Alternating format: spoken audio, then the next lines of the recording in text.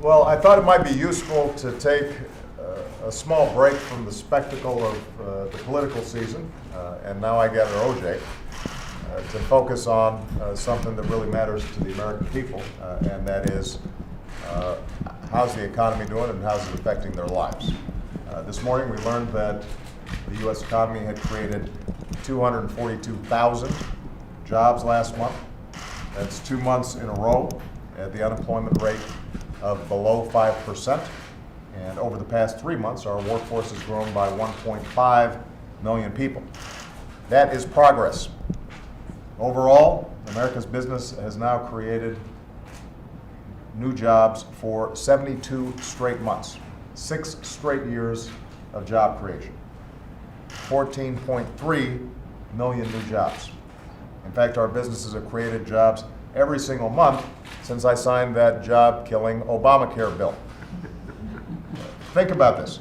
If somebody had told us 7 years ago that we'd get to this point, at a time when we were losing 800,000 jobs a month and the unemployment rate hit 10%, we wouldn't have believed them. But today, America's businesses are creating jobs at the fastest pace since the 1990s. America's workforce is growing at the fastest pace since the year 2000. It is showing the kind of strength and durability that makes America's economy right now the envy of the world, despite the enormous headwinds that it's receiving because of weaknesses in other parts of the world. In other words, the numbers, the facts don't lie. And I think it's useful, given that there seems to be an alternative reality out there from some of the political folks, that America's down in the dumps. It's not. America's pretty darn great right now and making strides right now. And small businesses and large businesses alike are hiring right now and investing right now and building this country brick by brick, block by block, neighborhood by neighborhood, all across the country.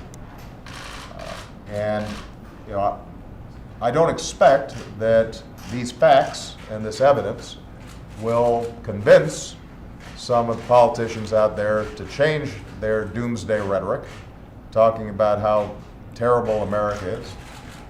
But the American people should be proud of what they have achieved, because this speaks to their resilience, innovation, creativity, risk-taking, and grit. The fact of the matter is that the plans that we have put in place to grow the economy have worked. They would work even faster if we did not have the kind of obstruction that we've seen in this town to prevent additional policies that would make a difference. And there is going to be a debate going on around the budget in the coming months. Republicans in Congress are sadly trying to cut some of the investments that could spur additional growth.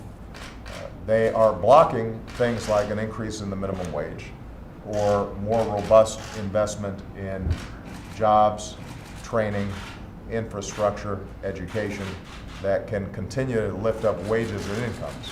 An area, by the way, where we are not seeing the same kinds of pace that we want to see, and where if we're working together, we could be making a difference. That's what we should be debating. That's the debate that is worthy of the American people. Not fantasy, not name-calling, not trying to talk down the American economy, but looking at the facts, understanding that we've made extraordinary progress in job growth. How can we continue to advance that? How can we make sure that people are successful in climbing the ladder of wage and income growth over the coming years? How do we make sure that we make this economy grow even faster? And so the kinds of proposals that we've put forward repeatedly in terms of rebuilding our infrastructure, improving our job training system, lifting the minimum wage, dealing with things like family leave and paid leave, making sure that retirement accounts are more helpful to middle-class families and working families, making college more affordable. Those are all the things that are really going to make an enormous difference. We've got to continue to push that agenda. That's what we should be talking about, and that's what I'm going to be talking about with my economic team here in the coming months.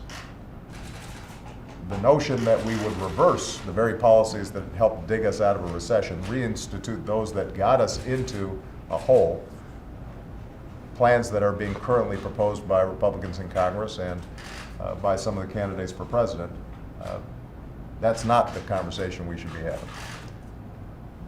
That's not the direction America should take. I'm looking forward to very forcefully making clear that what we have done has made a difference, and that there's a huge gap between the rhetoric that's going on out there and the reality of success that we're seeing in America's economy, even as we acknowledge that there's more work that can be done to make sure that everybody is benefiting from that success. All right? Thank you very much, everybody.